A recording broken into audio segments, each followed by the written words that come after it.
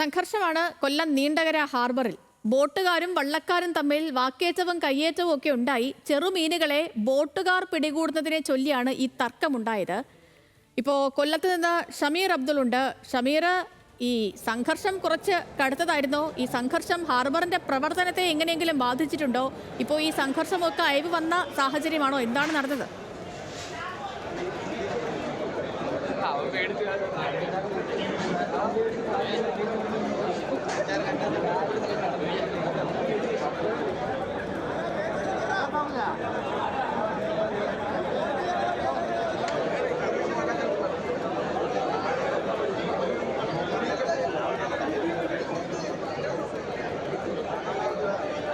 ഷമീർ, ഇപ്പോഴും സംഘർഷമാണോ അവിടെ?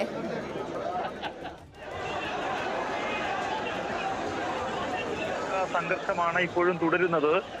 കാരണം ഈ ചെറു മീനുകളെ പിടിച്ചുകൊണ്ട് തമിഴ്നാട്ടിലടക്കമുള്ള മത്സ്യബന്ധന ബോട്ടുകൾ നീണ്ടകര ഹാർബറിലേക്ക് എത്തും.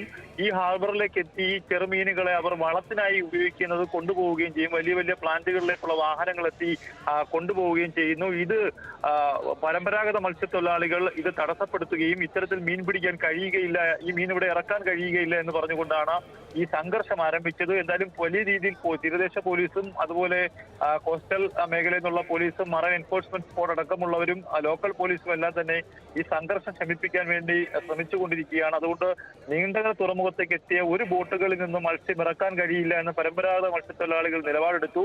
ഇതിനെ തുടർന്നാണ് തർക്കവും കയ്യേറ്റവും ഉണ്ടായത്.